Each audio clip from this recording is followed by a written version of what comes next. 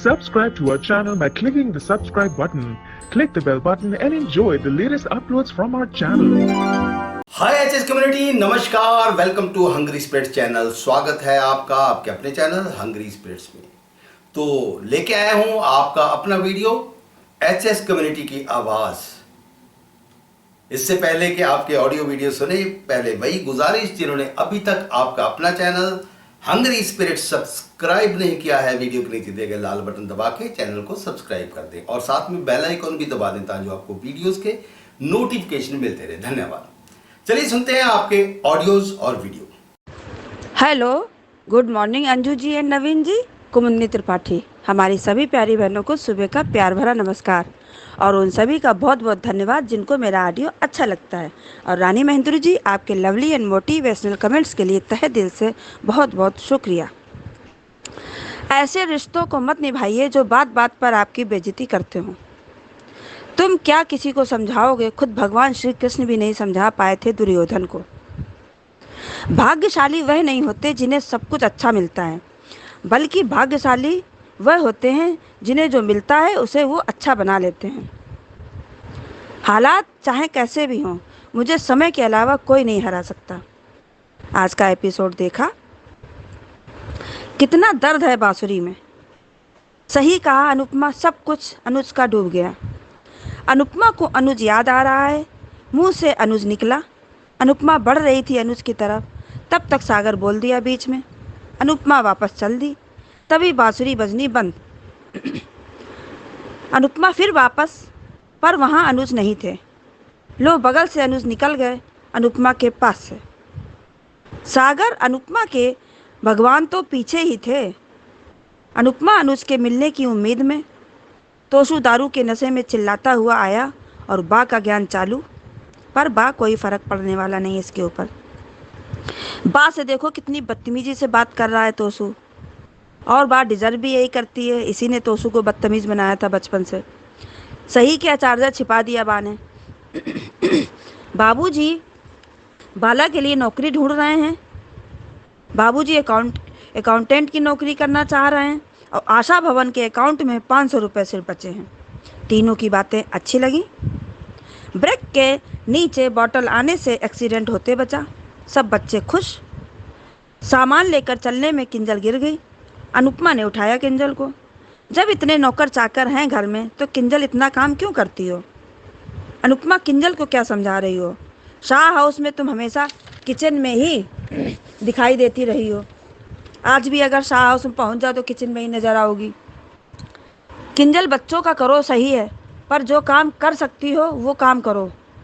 सागर को तीनों बच्चों ने प्रॉमिस दिया शैतानी न करने का, पर अंश ने हाथ में काट लिया। सागर और अंश की हंसी ठिठोली में अंश गिर गया। तभी तोशु का आना। अंश को उठाया। अब तोशु बदतमीजी से बात कर रहा है सागर से। तोशु, तेरी क्या औकात है बाप के टुकड़ों पर पलने वाला? सागर को 2 कौड़ी का बोल रहा है। सागर के साथ कुछ करने वाला था तोशु, पर बीच में अनुपमा आ गई।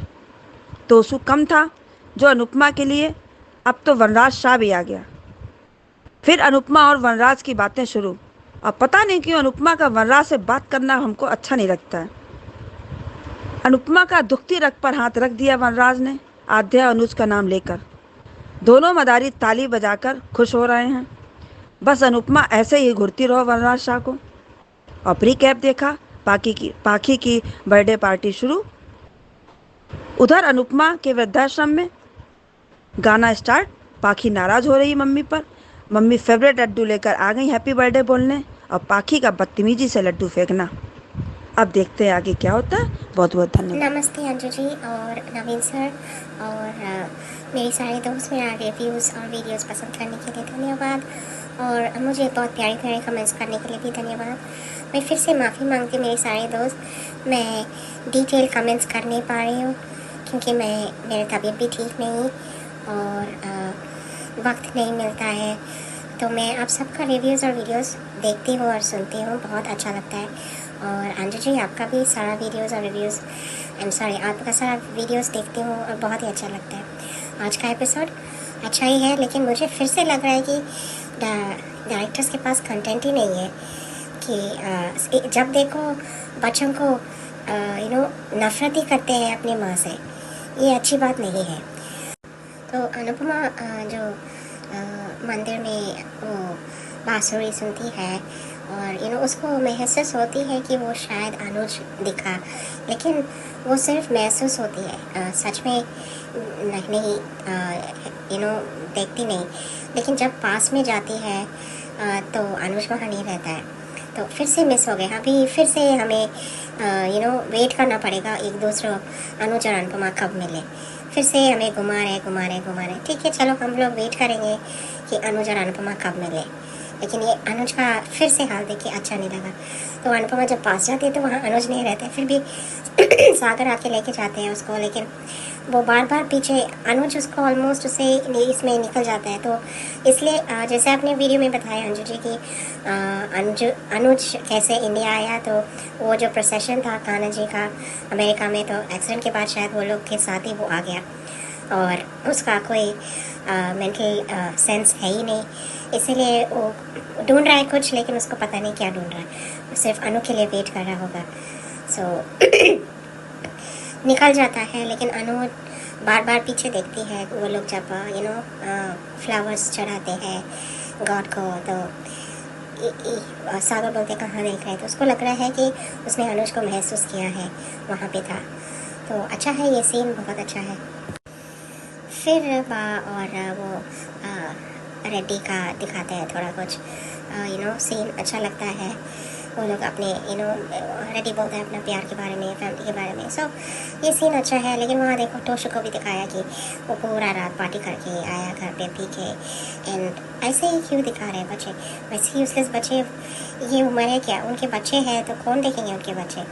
और आके चिल्लाता है किंजल, और बा चार्जर ढूंढता है, लेकिन बा गुस्सा करता है टोशू को कि ये सब क्यों कर रहा है, एंड जब बा को दिखी चार्जर वो छुपा देते और बोलते हैं इस डोंकी को ढूंढने दो चार्जर। एंड फिर वहाँ पे ये दिखाते हैं कि किंजल दूसरी अनुपमा, क्यों ये दिखाना है कि एक एक कोई बहू अनुपमा बने। पहले डिम्पी को दिखाया, अभी किंजल को दिखाया। किंजल एजुकेटेड लड़की है ना, हाँ, कितना अच्छा उसका करियर अमेरिका में था। क्या दिखाते रहते हैं पता नहीं कि विमेन हमेशा डिग्रेड ही होना, एंड देन पूरा सारा कुछ वही संभालती है। फिर अनुपमा आके उसको देखती क्योंकि गिर जाती है किंजल, और मुझे लग रहा है ये दो सारे जो छोटे छोटे बच्चे हैं वो भी बिगड़ गए अभी, क्योंकि उनका परवरिश पूरा टोशू और वनराज और पाकी कर रहे हैं, तो ये लोग बच्चे भी पूरा बिगड़ जाएंगे और बदमाश बन जा रहे हैं। जैसे सीन्स दिखा रहे हैं वैसे ही लग रहा है, पहले जैसे नहीं है कि समझदार और प्यारे प्यारे। ये लोग बच्चे भी ज़िद्दी हो गए और टोशू आके चिल्लाते हैं सागर पे, जब सागर उनको समझाने की कोशिश कर रहे हैं कि किंजल गिर गई, कि इसको उसको तंग नहीं करना। तो मुझे क्या ही बोलना है, टोशू और वनराज फिर से अनुपमा के ताने मारता रहता है। तो यही है कि अभी ये जो बिल्डिंग उसी ने बिल्डर ने दिया है, और जो आशा भवन है वो बिल्डर का ही माँ का लैंड है, और उसने बोला है कि उसको अपने बेटे के देना नहीं, उधर ओल्ड एज होम ही बनना। सो देखेंगे। अभी वनराज हमेशा अनुपमा के सामने टक्कर और ताने मारते रहता है, और अनुपमा भी हमेशा रेडी रहती है उसके पास उसका ताना सुनने के लिए। तो फिर से ये डायलॉग क्यों बोल रहा है वनराज की अनुपमा ने छोड़ दिया अपनी अनुज और आद्या को, तो उनको शायद पता नहीं क्या सच क्या है, क्योंकि यही फिर से डायलॉग में कॉन्ट्रडिक्टरी है, क्योंकि लीप से पहले वनराज को पता था कि अनुपमा वहाँ इसके पास जा रहे थे, अनुज के पास ही जा रहे थे, और इवन टोशू और पाकी को भी पता था। पता नहीं कैसा सब फिर से डायलॉग्स ऐसे ही लिखते हैं।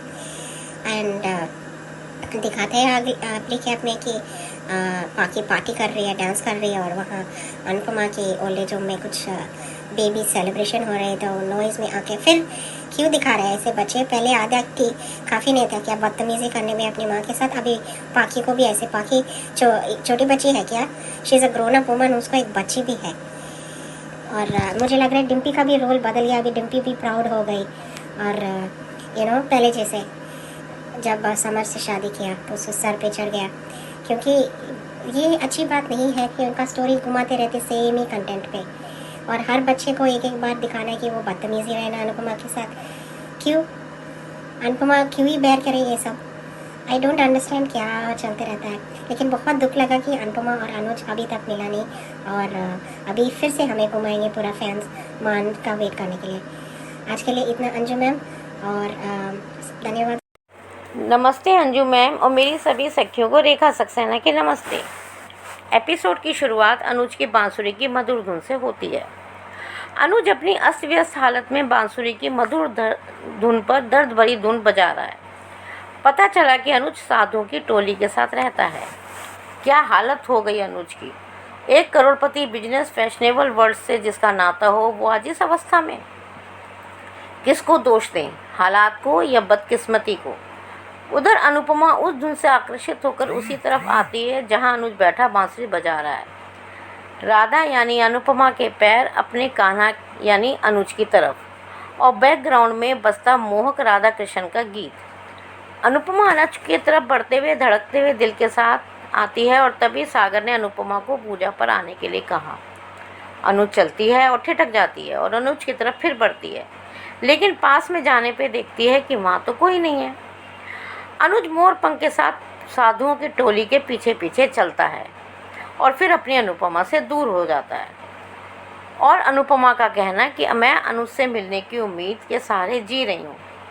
कान्हा जी से कहती है कि ये उम्मीद टूटी तो सांस की डोर भी टूट जाएगी। अनुज तो लगता है बिल्कुल वैरागी हो गया। वो प्यार में हाव भाव से यही पता चलता है उसे अब सिर्फ अनुपमा की चाहत है, अपने प्रेम की चाहत है। हाथ में मोर पंख और होठों पे बांसुरी यही तो दर्शाता है। उधर बनराज की बिगड़ी औलाद यानी तोशु पैसे के नशे में चूर नौकरानी किंजल को कॉफ़ी के लिए बुलाता है। हाँ जी, नौकरानी किंजल, क्योंकि बीबी तो तोशु उसको समझता ही नहीं। और फिर बा के कहने पर कुछ काम तू भी कर लिया कर, तो बा यानी अपनी दादी को भी बदतमीजी से बात करके उनकी भी हैसियत बताता है, यानी उन्हें भी अनुपमा की तरह भाषण देने वाली कहता है। उधर आश्रम में बाला शेट्टी और बाबूजी की मज़ेदार नोकझोंक चाय को लेकर और प्रेम के बारे में नोकझोंक हो रही है, और नौकरी की वैकेंसी के बारे में भी दोनों बात कर रहे हैं। दोनों चाहते हैं कि हम नौकरी करें ताकि हम भी आशा भवन का सहारा बन सकें। साथ ही दोनों परिवार की बेरुखी के बारे में भी बात करते हैं। बाबूजी कहते हैं कि ये बात, नौकरी वाली बात हमें अनुपमा को नहीं बतानी है। तभी पता चलता है कि आशा बहन जिनका आश्रम है, उनकी अंतिम इच्छा थी कि आशा भवन को उनके बेटे के हाथ में नहीं जाने देना, क्योंकि वो इसको तोड़वा के माल बनवा देगा। मुझे लगता है जिस दिन बनराज को ये पता चलेगा वो अपनी घटिया चालें चलने लग जाएगा। उधर सागर 3 व्हीलर चलाता हुआ और अनुपमा अनुज की यादों में और इंदिरा बहन तीनों आशा भवन के खर्चों के बारे में कि कैसे इनकम बढ़ाएं, इस पर बात कर रहे हैं। सागर का कहना कि मैं रात को स्कूटर चलाऊंगा। इंदिरा बहन कहती हैं कि मैं बच्चों को ट्यूशन दूंगी। अनुपमा उन दोनों को कहती है कि आप बहुत कर रहे हैं घर के लिए, लेकिन अब मैं कैटरिंग का काम करूंगी। यानी सब अपने अपने तरीक़ों से आश्रम को बचाने की कुछ सोच रहे हैं। उधर किंजल बच्चों को स्कूल से ला रही है और बच्चों की लापरवाही की वजह से एक्सीडेंट होते होते बचता है। किंजल बच्चों के बैगों को संभालती हुई गाड़ी से उतरती है और गिर जाती है। किंजल को अनुपमा सहारा देकर उठाती है और अनुपमा किंजल से कहती है कि अनुपमा मत बन। इतनी पढ़ी लिखी जो अमेरिका में डिसेंट जॉब करती थी, वो आज ये वही काम कर रही है जो अनुपमा करती थी। चलो अनुपमा तो पढ़ी लिखी थी नहीं, फिर भी उसने बनराज को धोखा नहीं सहा, लेकिन किंजल अनुपमा उसे सुपर वुमेन का झुंझुना ना पकड़ने की सलाह देती है। कमाल है, माही की जिम्मेदारी किंजल को सौंपकर काव्या मॉडलिंग के लिए विदेश चली गई। डिम्पी भी अपने प्रोजेक्ट में इतनी बिजी है कि अंश की जिम्मेदारी भी किंजल पर, और ईशानी यानी पाखी की बेटी की जिम्मेदारी तो किंजल पे है ही। साथ ही बनराज, पाखी, तोशु, डिम्पी, तपिश और बाकी जिम्मेदारी भी घर की, और साथ में घर की जिम्मेदारी भी किंजल पर। वहाँ ही सुपर वुमेन किंजल। मुझे तो लगता है अब बच्चे भी बदतमीज़ हो गए हैं, क्योंकि वो शाहूस में रहते हैं। उन्हें अपने माँ की चिंता नहीं है, जैसे कि पाखी तोशु को अनुपमा की चिंता नहीं थी और ना उनको किंजल के गिरने की खबर मिलती है, पता चलता है। और साथ ही सागर बच्चों को समझाता है तो अंश उसका हाथ काटता है और उसी वजह से अंश गिर जाता है और फिर रईस जादे तोशु का सागर को जलील करना शुरू हो जाता है। वो सागर पर हाथ उठाता है, यह कहकर कि दो कौड़ी का आशा भवन में रहने वाला कीड़ा। अरे तोशु, तू अपनी औकात देख, वो तो काम करके खा रहा है, तू तो अपने बाप के टुकड़ों पर पल रहा है। अनुपमा रोकती है और फिर तोशु की बदतमीजी शुरू और फिर डेविल बनराज का आगमन और अनुपमा की इंसल्ट करने की कोशिश। बनराज जैसी घटिया सोच वाला आदमी अनुपमा के सामने ही अपनी दादागिरी दिखाता है और अनुपमा उसको आशा भवन की खासियत बताती है और कहती है कि इस मोहल्ले में पड़े हैं, कुछ समय के लिए तो पड़े रहिए। और बनराज फिर उसके रिश्ते यानी अनुज और आद्या के रिश्ते पे आघात करता है, जिससे अनुपमा हर्ट होती है और वहाँ से चली जाती है। पता नहीं क्यों मुझे बनराज के बारे में बात करना अच्छा नहीं लगता। ये बनराज अमीर हो गया है, यंग हो गया है, उतनी ही इसकी सोच और इसका आचरण गिर गया है। प्री कैप में पाखी का जन्मदिन सब मना रहे हैं और उनके तेज लाउड आवाज़ को आश्रम की जो अच्छी खुशनुमा आवाज़ है उससे डिस्टरबेंस होती है और पाखी, तोशु और बनराज तीनों आश्रम में आके अनुपमा से बदतमीजी से बात करते हैं। अनुपमा लड्डू देती है स्वीटी को, लेकिन स्वीटी उस लड्डू को गिरा देती है। आज के लिए इतना ही। Thank you very much Anju ma'am, thank you. Hello Anju ji, मैं कुसुम बात कर रही हूँ। आप सभी को मेरी तरफ से प्यार भरा नमस्ते। आज का एपिसोड देखा, अच्छा लगा। सबसे पहले हमारे मान का सीन देखकर दिन बन गया, चाहे वो अभी मिले नहीं हैं बट एक दूसरे के आसपास तो हैं। अनुपमा का अपने अनुज की तरफ बढ़ना, उसे महसूस करना कि वो मेरी जान है, मेरे अनुज है। उधर अनुज को भी अनुपमा के होने का एहसास हुआ, जो उसने बांसुरी बजाना बंद कर दिया। बट मुझे भी यही लगा आज कि अनुज को सिर्फ़ और सिर्फ अपनी अनु ही याद है और कुछ भी याद नहीं। आज भी मान मिलते मिलते रह गए, बट जब मान मिलेंगे तब अनु अपने अनुज को इस हाल में देखकर बुरी तरह टूट जाएगी और वो अपने अनुज को अपने साथ आशा भवन लेकर चली जाएगी। थोड़ा समय लगेगा, कुछ एपिसोड जाएंगे ऐसे ही जैसे हमें लगेगा कि अब होगा आमना सामना, अब होगा। बट मैंने कभी भी उम्मीद नहीं छोड़ी मान मिलन की। अब की बार मान ऐसे मिलेंगे कि कभी भी जुदा नहीं हो पाएंगे। और अनु, तुम फिक्र मत करो, तुम्हारी उम्मीद, तुम्हारा इंतज़ार ज़रूर सफल होगा। तुम्हारा अनुज तुम्हें ज़रूर मिलेगा। हमारे मान जैसी लव स्टोरी ना कोई और हो सकती है और ना ही कोई बन सकती है। तोशु की एंट्री देखकर बहुत हंसी आई, जोकर जैसा लगा। कैसे ऑर्डर दे रहा था किंजल को, जब बाप ने इतने नौकर रखे हैं तो क्यों ऑर्डर दे रहा था। उस पर बा का आकर तोशु को समझाना, जो कि उल्टा तोशु ने ही उसे समझा दिया।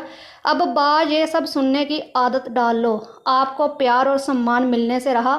बापूजी और सबका आशा भवन के लिए कुछ ना कुछ काम करना, अनुपमा की हेल्प करना बहुत बढ़िया लगा। कितना अच्छा सोचते हैं सब अनुपमा के लिए, वो अकेले कर रही है। चलो, एक बात अच्छी है कि अनुपमा को अपने परिवार ने कभी नहीं समझा, बेगानों ने उसे अपना समझा।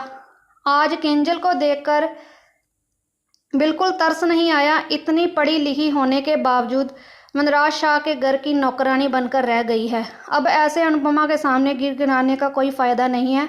अपने लिए स्टैंड तो तुम ले नहीं सकती। उधर बा को देखो, उसने अपने पति को छोड़कर अपने बेटे के साथ रहना ज़रूरी समझा और तुम अब भी उस निकम्मे पति के साथ रह रही हो, जो कि कितने अच्छे हैं बापूजी। कभी उन्होंने कुछ भी नहीं कहा बा को। बट एक ना एक दिन ये बा भी खून के आंसू जरूर रोएगी और अपने इस बेटे को छोड़कर अपने पति के वापस चली आएगी। पर किंजल, तुम कुछ नहीं कर पाओगी सिवाय रोने के और मम्मी मम्मी करने के। सागर का आज बच्चों के साथ मजाक मस्ती करना और अंशपात में गिर जाता है तो तोशु आकर उसे कैसे भला बुरा कहने लगा है। बिल्कुल गुंडा लग रहा था, कैसे उसे गंदे शब्द बोल रहा था, जैसे ये बड़े दूध का दूल्हा हुआ था। दूसरी तरफ दूसरी कमी वनराज शाह ने आकर पूरी कर दी। हो गई वनराज और अनुपमा की तू मैं शुरू। बहुत अच्छा लगा अनुपमा का इस वनराज का मुंह तोड़ जवाब देना। इसलिए मैंने कल भी कहा था कि इन दोनों के घर आसपास नहीं होने चाहिए थे। मुझे तो ये भी लगता है कि अब वनराज शाह को पेंट हाउस नहीं मिलेगा, वो यही इसी घर में रह जाने वाला है, जो कि रोज़ रोज़ किसी ना किसी बात पर अनुपमा से भिड़ने लगेगा। प्री कैम्प में देखा तो पाखी का जन्मदिन मनाया जा रहा था। उधर अनुपमा कि आशा भवन में भी सब इंजॉय कर रहे थे, बट इस पाखी को चैन कहाँ। चली गई मुंह उठाकर अनुपमा को सुनाने, और अनुपमा को भी क्या ज़रूरत पड़ी थी इस निकम्मी घटिया औलाद को लड्डू खिलाने की। आगे देखते हैं क्या होता है, बट अनुपमा जवाब तो ज़रूर देगी जैसे वो देख रही थी। आगे देखते हैं, बस आज के लिए इतना ही। नमस्कार अंजू जी, नवीन जी, आप सभी को मेरी तरफ से सादर प्रणाम और मेरी सभी बहनों को मेरा प्यार भरा नमस्कार, और उन सभी का दिल से थैंक यू जिनको मेरा ऑडियो अच्छा लगता है। और रानी जी, थैंक यू सो मच इतने मोटिवेशनल कमेंट के लिए, और थैंक यू। और अच्छा लगा कि आप अभी जॉब शुरू कर चुकी हैं। अंजू जी, आज शयनी एकादशी की आप सभी को हार्दिक शुभकामनाएं। और यहाँ पे 5-7 साल की छोटी छोटी बच्चियाँ ये 5 दिन का बिना नमक खाए व्रत करती हैं, और शादी लायक या सुहागिनी परसों से त्रयोदशी से इस व्रत को करती हैं बिना नमक का 5 दिन खाकर, और फिर आखिरी दिन में ये लोग जागरण भी करते हैं। अंजू जी, मैंने कल आपका एक वीडियो देखा था कि सब कुछ होते हुए, पोता पोती धन दौलत सब कुछ होते हुए भी बा परेशान है, और बा के कर्मा रिटर्न। और आज का पहला वीडियो देखा था कि अनुज सब कुछ भूल गया, पर अनु नहीं भूला अनुपमा का उसको। अभी वो वीडियो भी आपका बहुत अच्छा था। और दूसरा वीडियो आपका देखा कि वनराज शाह की वाट ये बिल्डर ही लगाएगा। अंजू जी, इतने अच्छे टॉपिक के बारे में आप ही सोच सकते हैं जिससे हमें ऐसे एपिसोड अच्छे से समझ में आए। और अंजू जी, आपने कल जो मुझे रिव्यू दिया था मेरे ऑडियो के बाद में, तो बिल्कुल सही कहा आपने। हर जगह के नियम अलग अलग होते हैं, और आपने इसमें गारंटी के बारे में कहा था कि गारंटी अगर बुज़ुर्गों की ऐसे कोई लेने लगे तो वो कहाँ जाएंगे। तो गारंटी से मेरा मतलब ये था कि अगर वो बुज़ुर्ग का कोई है तो वो बीमार पड़े या कुछ हो तो उनके परिवार को इन्फॉर्मेशन दे सके, और जिनका कोई नहीं होता है इनका तो वो वृद्धाश्रम वाले करते ही हैं सब कुछ। और इन लोगों को उसके बदले में बाहर से कितना लाखों रुपए का डोनेशन भी मिलता है, और आस पड़ोस वाले भी उनको तीज त्यौहार पे देखे जाते हैं। अंजू जी, मैंने आपका पहला वीडियो देखने के बाद में अब धारावाहिक देखा। पहले अनुज का एहसास हो रहा है अनुपमा को, उसकी बांसुरी में वो विरह की वेदना महसूस हो रही है। भगवान के मंदिर में होते हुए भी अनुपमा का ध्यान अनुज उसके मुंह से निकलता भी है, तभी सागर उसे अनुड़ी कह के बुला के लेके जाता है।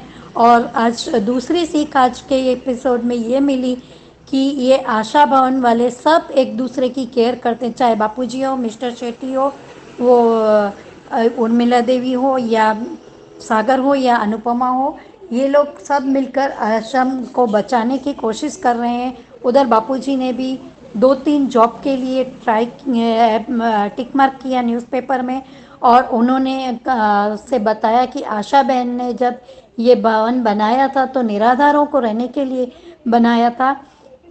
अगर उसके बेटे के हाथ में ये गलती से भी चला गया तो ये उसे नहीं मिलेगा, तो यहाँ से लोग निराश्रित हो जाएंगे, और इसीलिए वो बेटा मॉल बना लेगा। तो मुझे लगता है कि अंजू जी, ये बार बार ज़मीन की बात बताई जा रही है। आज अनुपमा के भी डायलॉग में हुई, उसने वनराज से बात करते हुए बोला, तो कहीं बिल्डर की नज़र इस ज़मीन पे भी तो नहीं है, और जानबूझकर या वनराज शाह की चालों के चलते कि अनुपमा को के पास में रहेंगे और हम अनुपमा को परेशान करेंगे तो वो यहाँ से छोड़कर चली जाए। तो वनराज शाह, अगर वनराज शाह की ये चाल है तो ये वनराज शाह तो खुद अपने पिताश्री को भी निराधार करेगा। और उधर वापस मंदिर से आते हुए आज अनुपमा ने अनुज का एहसास होते हुए उसे ढूंढने की कोशिश की, लेकिन उसे अनुज नहीं दिखे। अब मान के मिलाइए, बस बहुत हो गया। और वनराज शाह को इतना घमंड में और इतना ज़मीन से 2 हाथ ऊपर चल रहा है, तो उसको अब औंधे मुँह गिरते हुए ही देखना चाहते हैं। और उधर ये उर्मिला जी भी बोल रही हैं कि मैं कुछ ट्यूशन लूँगी ताकि पैसे बचे और हम इस आश्रम को बचा सकें। और सागर ने कहा कि मैं ऑटो चला कर रात में भी ऑटो चलाऊँगा। अनुपमा ने उन दोनों को मना किया कि मैं कैटरिंग का काम करूँगी। अनुपमा खाना वैसे भी मास्टर शेफ जीत चुकी है, तो वो कैटरिंग का काम अच्छे से कर सकती है। और आप लोग मेरी मदद करेंगे। आप लोग सागर से कहा कि तुम अपनी पढ़ाई करो, उस पर ध्यान दो। और उधर बापूजी ने भी मिस्टर शेट्टी से कहा कि तुम सिक्योरिटी गार्ड की जॉब कर लेना, और उनकी दोनों की मीठी नोक-झोंक, और मैं अकाउंटेंट की कर लूँगा। ये बात हम अनुपमा को नहीं बताएंगे, और कुछ भी करके हम इस आश्रम को बचाने की कोशिश करेंगे। तो इनके पास पैसा नहीं है, लेकिन एक दूसरे के लिए लगाव है, ये बहुत अच्छा है। और उधर तोशु आता है, शायद शराब के नशे में है या जो भी है, वो बड़बड़ करता हुआ चार्जर और किंजल कॉफ़ी दो बांध के समझाने पर वो उल्टा बा को जो ऐसा तैसा बोलने लगा। तो अब वनराज शाह, तुम्हें ये नहीं दिख रहा है कि तुम्हारे बच्चे ना सिर्फ अपनी माँ का, तुम्हारी माँ का भी अपमान कर रहे हैं, लेकिन तुम्हें तो ये लग रहा है कि तुम बा को अपने घर में रखकर उन पर एहसान कर रहे हो, तो इंसल्ट होनी लाजमी है। और इधर किंजल बच्चों को लेके आ रही है, तो बच्चों को कहा कि अपने अपने बैग उठाओ, लेकिन नहीं उठा रहे थे। सारा बोझा किंजल अकेले लेके आ रही थी, तो किंजल के पैरों में चप्पल ऐसी घिसी पिटी देखकर थोड़ी देर के लिए दया आई, लेकिन किंजल, तुम भी परिवार को जब ज़रूरत थी तब तुम चली गई। और उसी समय गिरी किंजल को अनुपमा ने उठाया और उसे कहा कि तुम छोटी अनुपमा, तुम्हें सब कहते थे, इस बात को तुमने सीरियस ले लिया, मत कर इतना। तो कब किंजल का रोना और कहना कि मैं मम्मी कौन करेगा, काव्या चली गई विदेश, और ये पाखी और तोशु तो कुछ करेंगे नहीं, और डिम्पल को नया काम मिला है, तब से वो घर के कामों में हाथ नहीं बटाती है। अभी तो शुरुआत है किंजल, जब परिवार को ज़रूरत थी तुम चली गई थी, तो अब तुम भी भुगतो। और उधर सागर का गलती से हाथ लगा अंश को, और अंश नीचे गिर गया, तो उसी समय वहाँ उसका आना। हालांकि सागर बच्चों को अच्छे से समझा रहा था कि थोड़ा सा किंजल की मदद कर दो तो अच्छा, तो बच्चे मानने ही वाले थे। उसी समय तोशु का आना और बड़बड़ाना, फिर वनराज शाह का उसको बोलना। तब अनुपमा उसे कह रही थी कि तुम लोग अगर परिवार वाले हो तो परिवार की वैल्यू पता है, तो बच्चों के सामने तो मत बोलो। और वनराज शाह का आना, और मैं इनको जानता नहीं हूँ, और तुम किसी भी रिश्ते को नहीं, पुराने रिश्ते को निभा नहीं पाती हो और नए बनाती हो। वनराज शाह, अभी तुमको शायद अनुपमा से भले जो भी हो, तुम अगर पैसे के घमंड में कुछ भी बोलते हो, तो क्या राह चलते हुए लोगों से लोग इस तरह की बात करते हैं कि तुम्हारा पति अनुज और आद्या भी तुम्हें पसंद नहीं करते, तुम्हारे बच्चे भी तुम्हें पसंद नहीं करते। राह चलते लोगों से तो कोई ऐसी बात नहीं करता है, या तो तुम 60 साल के बाद के बुद्धि सठिया गई है, या कुछ और है। ये कोई अपने पैसे के चलते अपना कहीं मानसिक संतुलन तो नहीं खोते जा रहे हो ना, क्योंकि पाखी तोशु जैसे बच्चों के पिता होना, वो भी एक बड़े गर्व की बात है।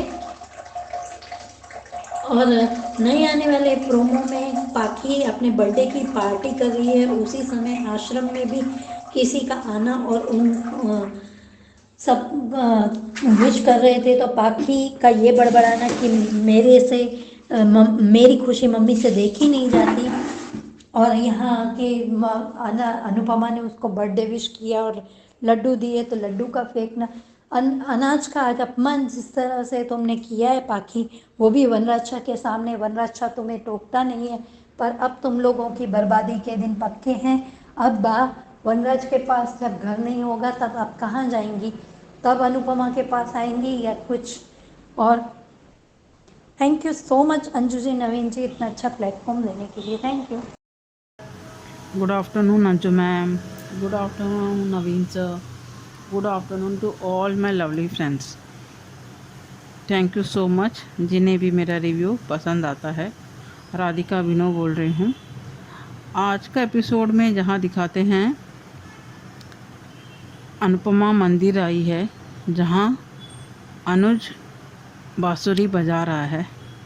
उस बांसुरी की आवाज़ को पहचानते हुए अनुपमा को कुछ तो फील होता है। अनुज की याद आती है, जहां उसने अभी भी भरोसा रखा है कि अनुज एक ना एक दिन उसे ज़रूर मिलेगा।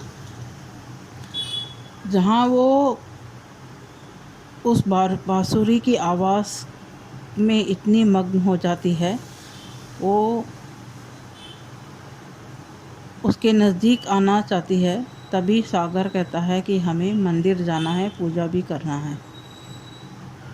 फिर भी अनुपमा का मन नहीं मानता है।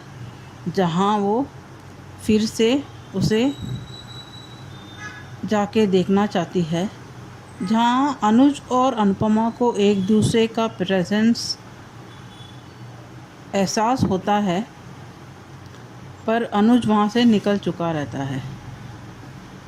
जहाँ इंदु बहन से पता चलता है कि वो बहुत दर्द में है और हर दिन आके बांसुरी बजाता है, और वो यही इनके संग, जो मंदिर के संग के साथ ही वो रहता है। यहाँ बापूजी और बाला शेट्टी की नोकझोंक अच्छी लगी। जहाँ बाला शेट्टी को इंदु जी से प्यार है, पर बोलने की हिम्मत नहीं है।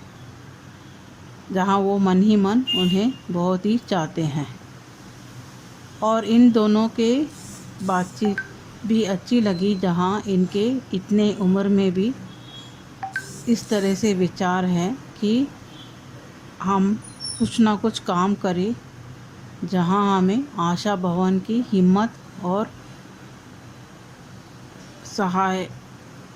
सहाय होना चाहिए। हम इस पे बोझ नहीं बनना चाहते हैं। ये इनका ये बात सुनते हुए बहुत अच्छा लगा कि इतने उम्र में भी इनको इस तरह का जोश है काम करने का, और इतना सेल्फ रिस्पेक्ट और दूसरे की तकलीफ़ नहीं देने चाहते हैं ये। जहाँ ये खुद भी आशा भवन को फाइनेंशियली थोड़ी बहुत हेल्प करना चाहते हैं। मेरा ख्याल से ये बाहर जाके जैसे वॉचमैन की काम करना या किसी ऑफिस में अकाउंटेंट का काम करने से अच्छा है यहीं आशा भवन में ही सब मिलजुल के ऐसा कुछ यहीं बैठे बैठे काम करे, जहाँ आशा भवन का फाइनेंशियल जो भी प्रॉब्लम है थोड़ी बहुत सॉल्व हो जाए, और इनको कहीं बाहर जाने की ज़रूरत ना पड़े, और इनको खुद को ऐसा नहीं लगे कि ये आशा भवन के में मुफ्त की रोटी तोड़ रहे हैं, और इनको भी काम करते हुए अपने वक्त का भी टाइम पास हो जाएगा। और यहाँ पे जहाँ निकम्मा तोशु आता है रात भर पार्टियाँ करके, या जहाँ वो केंजल को आवाज़ देता है, बा उसे पूछती है कि रात भर को इतना पार्टी करने का क्या ज़रूरत है। उन दोनों में बहस होती है। तोशु बा को भी 4 बातें सुना देता है। बा यही डिज़र्व करती है, क्योंकि जिस उम्र में बा को बापूजी का साथ देना चाहिए था, उस उम्र में यहाँ इनके ताने सुनने के लिए यहाँ आके रुकी है। ये सब बा का कर्मा रिटर्न सी है, जहाँ वो उसने खुद चुना है कि इन सब बच्चों के साथ से बेइज्जती हो, और यही डिज़र्व करती है बा। यहाँ केंजल आती है सारे बच्चों को स्कूल से लेते हुए, जहाँ अभी जिस तरह से 6 महीने में इतनी डिफरेंस दिख रहा है इनके घर के माहौल में, जहाँ अब तो लग रहा है ये चारों बच्चे भी बहुत जल्दी ही बिगड़ जाएंगे।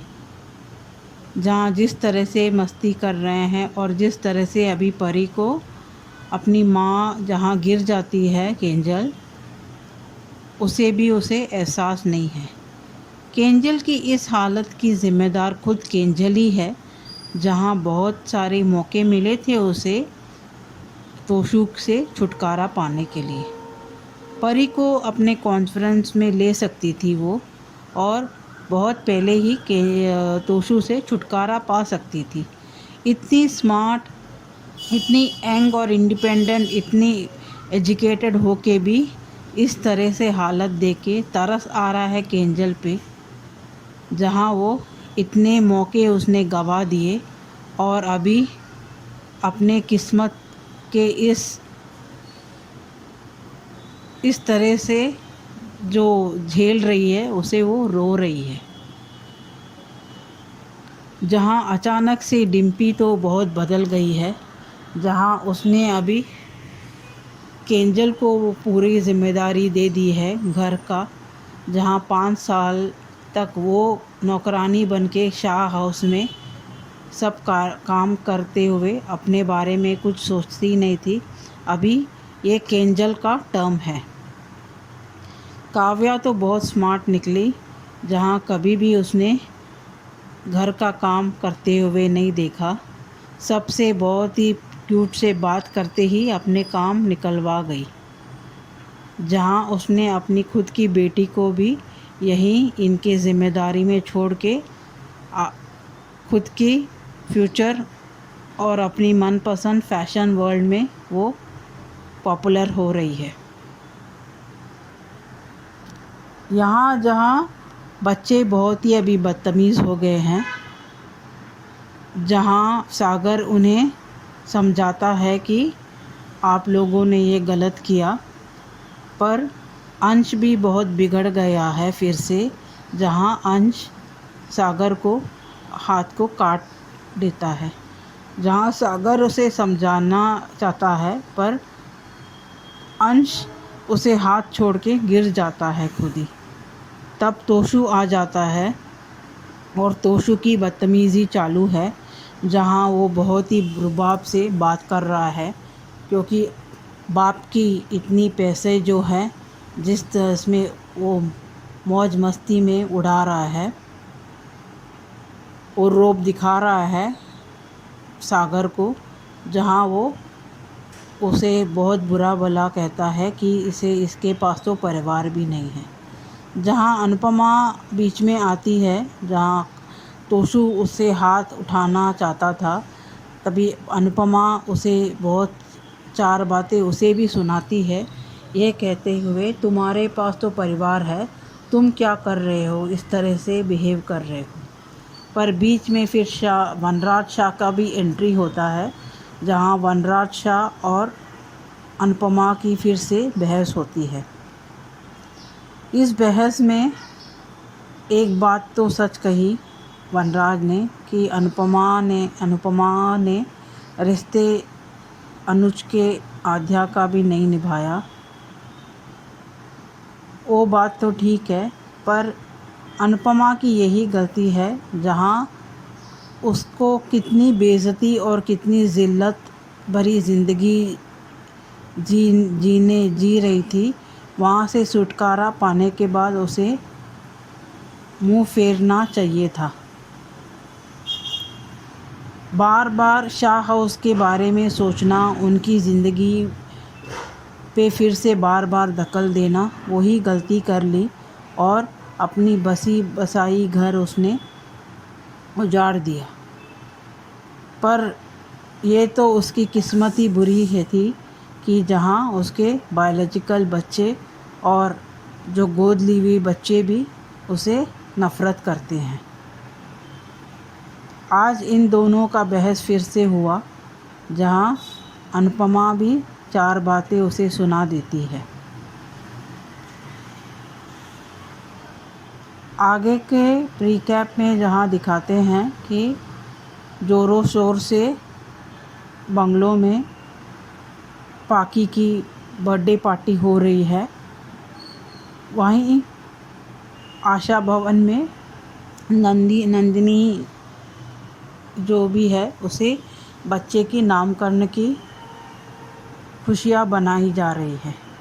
जहाँ पार्टी को इनको डिस्टर्ब हो रहा है तो पाकी आती है वनराज और तोशु के साथ, जहाँ अनुपमा समझती है कि वो पाकी उसे मिलने आई है, तो वो मनपसंद की लड्डू उसे खिलाने को जाती है जैसे उसका बर्थडे था। पर पाकी की बदतमीज़ी देखो, जहाँ वो उसके हाथ से वो फेंक देती है। और इसमें अनुपमा का ही गलती है, जहाँ उसे इन बच्चों के साथ अभी कुछ भी रिश्ता नहीं रखना चाहिए। इतनी बेइज्जती सहने की ज़रूरत नहीं है।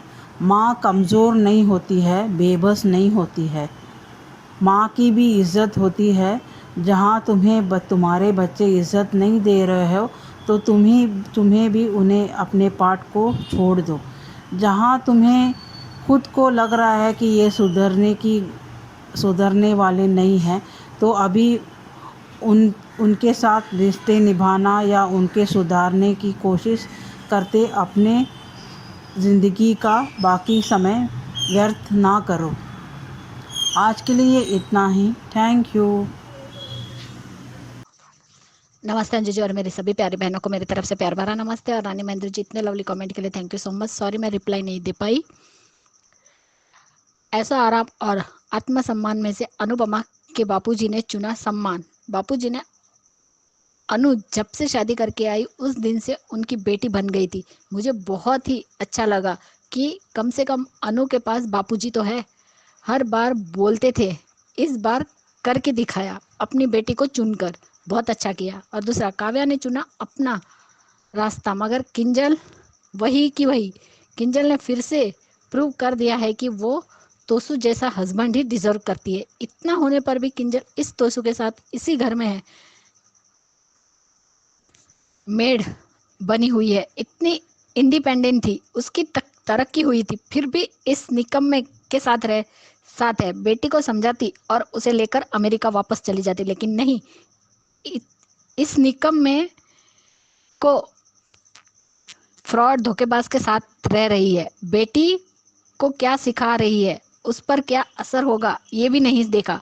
और तीसरा, धन दौलत बेटा पोता पोती इस सब के बावजूद बा है कंगाल। कर्मा रिटर्न। सच में बा भी नहीं सुधरेगी और ना ही पाखी, तोशु और ये वनराज। बा की सोच भी जब तक काव्या इनके साथ इनके काम करती थी, बच्चों को संभालती थी, तब तक ठीक थी। लेकिन अब वो फिर से मॉडलिंग कर रही है अपने लिए, अपनी बेटी के लिए, तो बेकार लग रही है। इसको कभी ये नहीं दिखा कि वनराज ने उसे कभी खुश नहीं रखा और किंजल को इन्होंने फिर से नौकरानी बना दिया। वाह किंजल। इसमें ऐसा लगा कि अनुपमा की अचीवमेंट से वनराज को फायदा हो रहा है। बाकी अनुज और अनु तो ऐसे ही रहेंगे। वेल डन वनराज। वनराज ने दोनों सपूतों को रिस्पॉन्सिबल बनने नहीं दिया, उन्हें बस पैसों पर पाल रहा है। और आज का एपिसोड, आज अनुपमा अनुज कम राधा कृष्ण सीरियल ज्यादा लग रहा था। अनुज इस रॉक विथ जस्ट वो जिस गेटअप में है, जिस भी हाल में है, जिस भी सिचुएशन में है, हमेशा परफेक्ट लगता है। फिर भी अनुज की हालत देखी नहीं गई, दोनों को तड़पता देखा नहीं गया। या सागर बुलाने आता है अनु को, एक पल के लिए वो रुक जाती है, फिर वो वहीं जाती है जहां अनुज होता है। उसके जाने से पहले ही वो वहां से उठ जाता है और अनु के पीछे होता है। आज ये भी पता चल गया कि अनुज 6 महीने से इनकी टोली के साथ फिर रहा था और वो सब कुछ भूल गया है। ये लेडी सही कह रही है, सबको काम करना चाहिए। जब तक हाथ पैर सलामत रहे किसी पर बोझ नहीं बनना चाहिए। आज प्रूफ हो गया कि किंजल ने अनु से कहा था कि किस्मत एक बार रूठ जाए तो पछतावा रह जाता है। अनु ने कान्हा जी के मंदिर में कसम ली थी और अनुज ने मजबूरी में मानी। अनुज ने बोला था ना, गलती से भी तुम मेरे सामने आ गए तो मैं मुंह फेर लूंगा। आज अनुपमा को अनुज को कोई होश भी नहीं। अनुपमा के साइड से गुजर गए और पता भी नहीं चला अनुज को। बहुत बुरा फील हुआ अनुज के लिए। प्लीज डीकेपी अनुज को ठीक कर दो। करो, नहीं देख सकते हैं अनुज को ऐसे। कुछ भी दिखा दे। सही कहा, इसलिए कहते हैं कि बार बार बोलो तो सच हो जाती है बात। अनु बार बार बोलती रही, वही सच हो गया। अनु की इतनी ही प्रेजेंट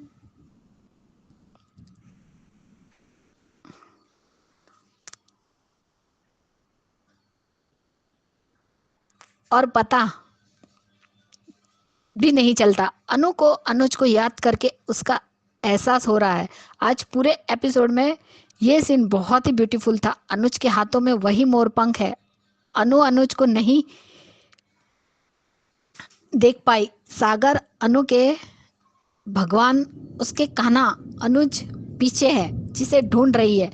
अनु काश से ज्यादा नाजुक दिल और दिल से ज्यादा नाजुक उम्मीद। मेरे अनुज से मिलने की उम्मीद के सहारे जी रही हूँ। कान्हा जी, इसे टूटने मत दीजिएगा, क्योंकि ये उम्मीद टूटी तो सांस की डोर भी टूट जाएगी। ध्यान रखजो। रईस बाप की बिगड़ी हुई औलाद आ गई दारू पीकर। छी, बाप को तो खुश होना चाहिए, उनका लाडला पोता है। बदतमीजी है तो क्या अपने बेटे का खून है। तोसू पाखी हमेशा दूसरों के टुकड़े पर पलते थे और पलते रहेंगे। ये खुद कुछ नहीं कर सकते, क्योंकि इनका खरा सोना उनका पिता इन्हें करने नहीं देता और बाद में खुद पछताता है। जब अनु थी तो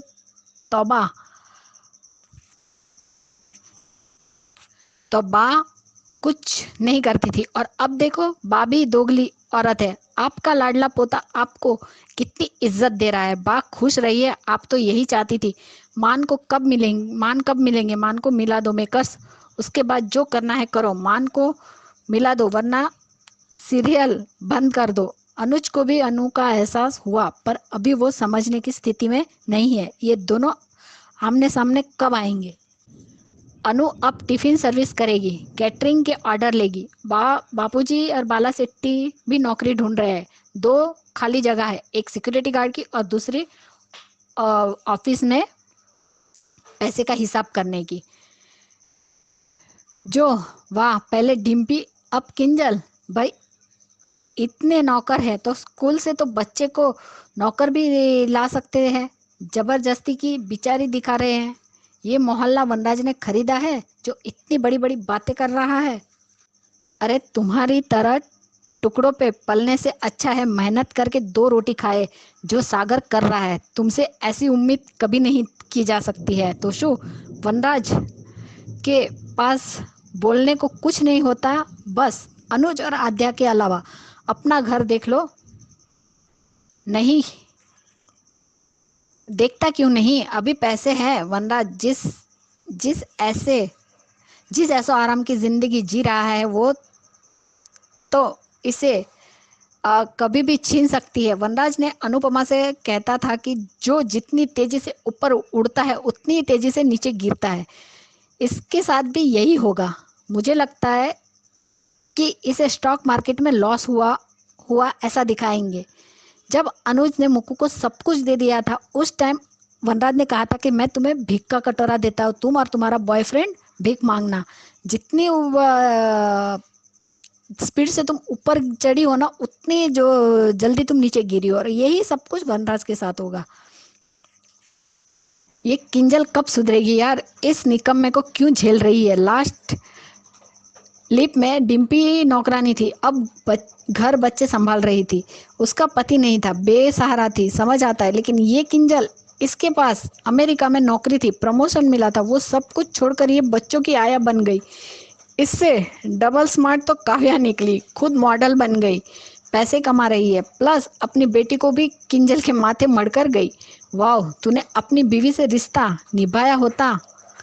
ये उसका सबसे बड़ा निकम्मा बेटा, ये पहले बीवी के टुकड़ों पर पल रहा था, फिर अपने बाप के टुकड़ों पर पलने लगा। बीवी को छोड़कर टाइम पास गर्ल के साथ होटल में जा रहा था और ये दूसरे को सिखाएंगे रिश्ता कैसे निभाते हैं। तेरी औकात तो जब अनुज कपाड़िया यानी रियल एटीट्यूड में आएगा तब देखना, तब दिखा देगा। तब तक जितनी अकड़ दिखानी है दिखा वनराज।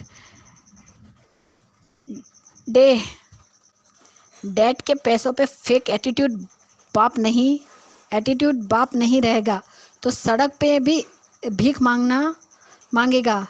हीरो तो अनुज ही है। कोयले को चमकाने से हीरा थोड़ी बन जाएगा। जो बच्चे तुम्हें पैर की जूती भी नहीं समझते, उनका क्या मोह अनु। तुम्हारे इसी मोह में तो फायदा उठाया है बार बार। कब समझोगी? जब तक उन्हें गिरने तड़पने नहीं दोगी वो नहीं सुधरेंगे।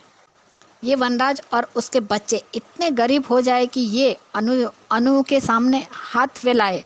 अरे जो लड़की अपनी बेटी की नहीं हो रही, जिस इंसान से भागकर शादी की उसकी नहीं हुई, तो तुम्हारी क्या ही सगी होगी। अनु जब रिश्ता तोड़ा है तो पूरी तरह से तोड़ो और इनका मोह भी छोड़ो। वनराज को शो का लीड बनाने की बेकार कोशिश बंद करो। डीकेपी, अगर हमारे हीरो के साइडलाइन मत कीजिए, हमारे हीरो को साइडलाइन मत कीजिए। आपका ये बंदर और उसके वानर सेना तुम्ही को मुबारक हो। हमारे शेर को वापस लाओ पूरे रिस्पेक्ट के साथ। अनुज कपाड़िया चाहिए। इसके लिए लड्डू नहीं, 2 चाटे दो। और ये वनराज को तब पता चलेगा जब उसके पास पैसे नहीं होंगे। वनराज को भी सबक सिखाओ। हर बार अनुपमा क्यों सहे? बदतमीज बच्चों से बेइज्जत करे। वनराज ने गलती की तो वो पैसे वाला अच्छा दिखाओ। कान्हा जी प्लीज हमें हमारे राधा कृष्णा को जल्दी मिला दो ना।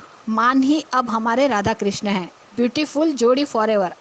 तारा सुबह करीबी। आद्या को भूल गया, अब हर सांस में सिर्फ अनुपमा है। ये तो आपने बिल्कुल सही कहा कि अनुज को भी एहसास हुआ, एक पल के लिए हुआ कि अनु है, लेकिन अभी वो सब कुछ भूल गया। वो खुद की मेंटल स्टेट में ही नहीं है।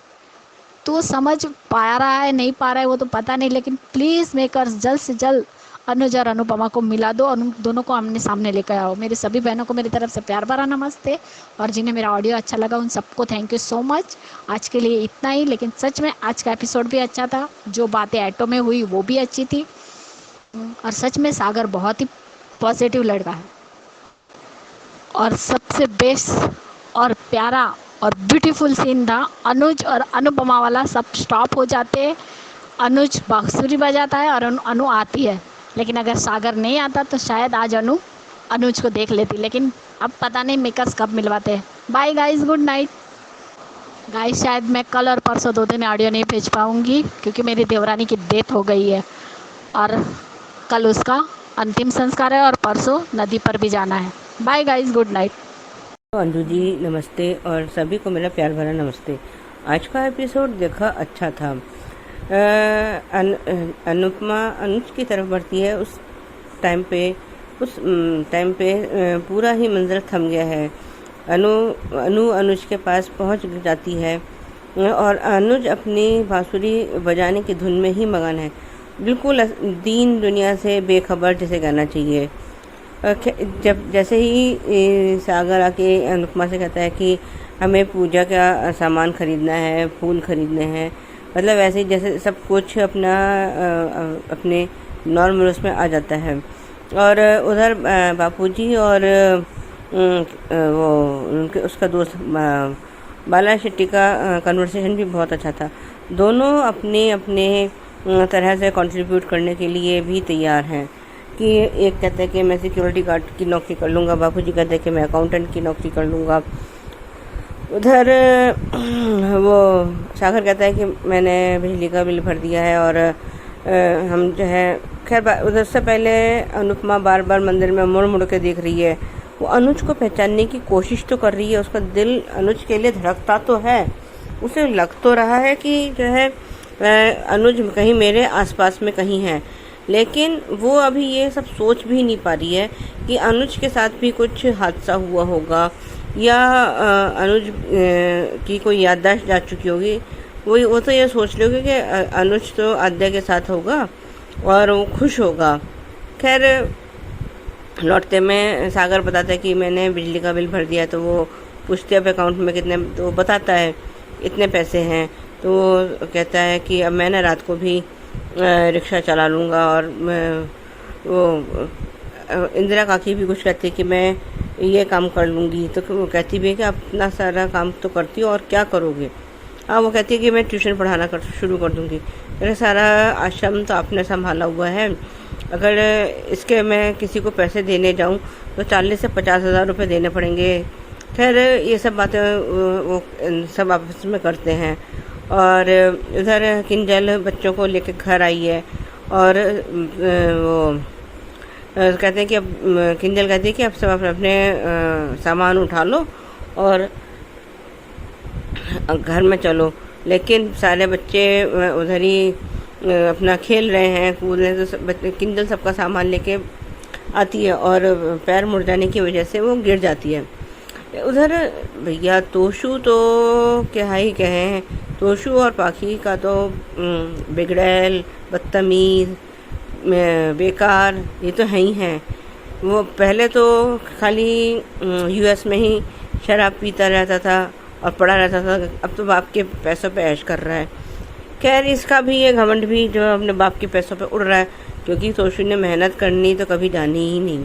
पहले सास के उसमें टुकड़ों पे पलता रहा, सास ने नौकरी दे दी, फिर किंजल के टुकड़ों पे पलता रहा, अब बाप के पैसों पे पलेगा।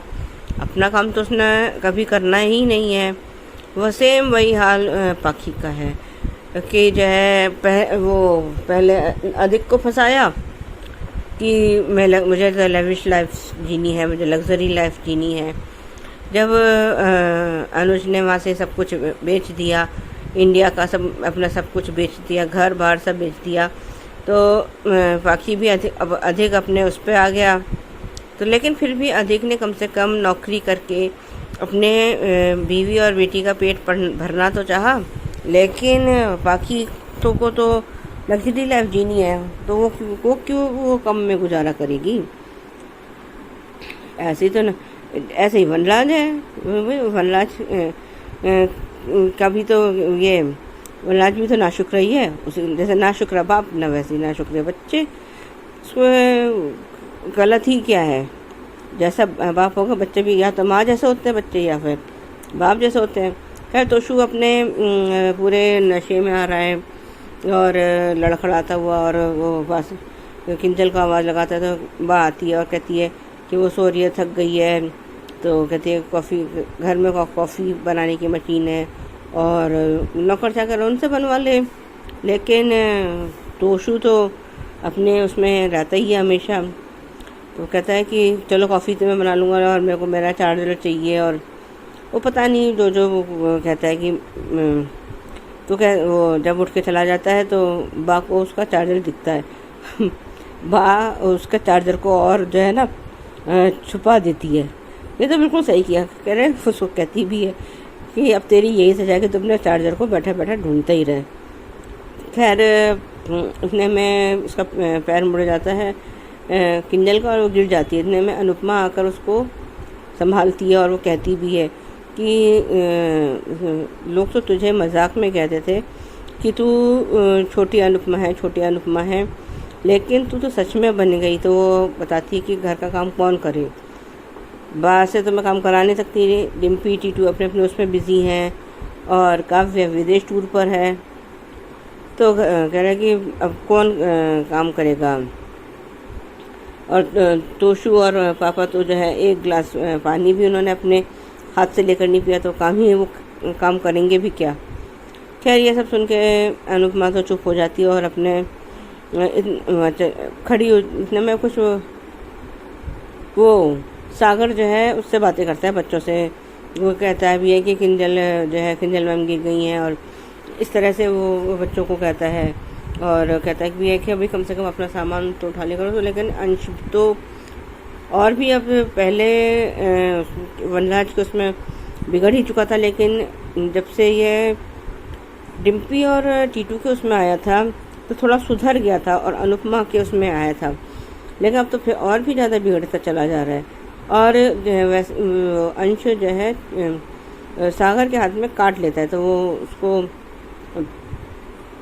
उसको उसके हाथ से पता नहीं कैसे वो अंश ज़मीन पर गिर जाता है। इतने में पहले तो तोशु आता है और उसको सागर को खूब भला बुरा कहता है।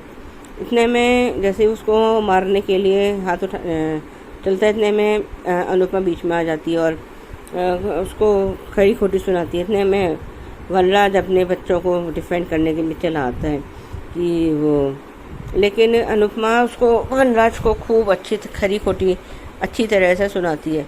लेकिन वनराज तू होता कौन है ये कहने वाला कि जो है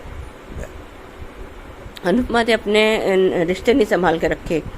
अगर ऐसा नहीं होता ना तो ना तो वो बापू जी को पूछती, पुराने रिश्ते नहीं संभाले होते, ना वो तेरी कभी दुख तकलीफ में तेरा साथ देती, वो तलाक लेती, एलिमनी लेती और तुम लोगों को टाटा बाय बाय करके चल देती। लेकिन आज भी वो बापू जी को और बच्चों को सबको अपना मान के चलती है। खैर वही तो बात वही तो है कि वनराज जो है एक नंबर का एहसान फरामोश, घटिया और जो भी वर्ड्स हम वनराज के लिए यूज़ कर सकते हैं वो सब है। ना शुक्रा और क्या कह सकते हैं उसको, वो कैरेक्टरलेस, ये सब सारे गुण तो वनराज में कूट के भरे हैं। वरना अगर ऐसा नहीं होता तो वनराज अनुपमा को कभी धोखा नहीं देता। अगर आजकल के तो जो है कई मैरिजेस में यही देखा गया कि प्यार नहीं होता, लेकिन लोग फिर भी निभा ही जाते हैं। हर कोई एक्स्ट्रा मैरिटल अफेयर नहीं रखता जैसे ये वनराज ने रखा। लेकिन वनराज को ना तो कभी अपनी गलती समझ आई है और ना ही कभी अपने बच्चों की गलती। उसे अगर अनुपमा अगर इसके घर में पाखी भी अगर ठीक भी दे ना तो उसका ब्लेम तो वो सीधे अनुपमा पर डाल देगा। तुमने ऐसा कुछ कर दिया था तभी ये ठीक दी, तुमने ऐसा कुछ कर दिया था तो तोशु को ये हो गया। अरे भैया, अरे जो है हर चीज़ के लिए जिम्मेदार अनुपमा नहीं हो सकती। कभी कभी खुद की गिरेबान में भी झांक लेना चाहिए कि हम भी क्या हैं, हम क्या हैं, हमने भी कुछ ऐसे कर्म किए हैं या नहीं किए हैं। लेकिन वनराज को खैर समझाना और जो है आसमान में छेद करना एक जैसा है। उसको तो अगर भगवान भी आकर समझाएंगे ना वनराज को कि नहीं तू गलत है, तब भी वनराज कभी समझेगा नहीं। रिकैप में हमने देखा कि उधर ये पाखी की बर्थडे पार्टी हो रही है, उधर आशा भवन में भी कुछ खुशी का माहौल है और उधर से शोर आ रहा है। तो वो पाखी अपने बाप से कहती है कि मम्मी को हमारी खुशियाँ नहीं देखी जाती। तो पाखी ज़रा अपने दिमाग पर थोड़ा सा जोर डालो कि जब उधर ऊपर उनके यहाँ सुबह आरती हो रही थी और तुमने इतना लाउड म्यूज़िक बजा रखा था, वो क्या था? तुम्हें उनकी मॉर्निंग ख़राब नहीं करी थी, उनकी पूजा ख़राब नहीं करी थी। खैर अभी वो उससे अनुपमा से मिलने गए हैं और वो अनुपमा पाखी को लड्डू देती है, वो हाथ से गिरा देती है। आगे देखते हैं क्या होता है। धन्यवाद, आज के लिए बस इतना ही। कैसा लगा ये वीडियो कमेंट करके बताइएगा और जिन्होंने अभी तक भी नहीं भेजा है भेजिएगा। नंबर है 9833155523 और देखते रहिए चैनल हंग्री स्पिरिट्स। धन्यवाद। Subscribe to our channel by clicking the subscribe button. Click the bell button and enjoy the latest uploads from our channel.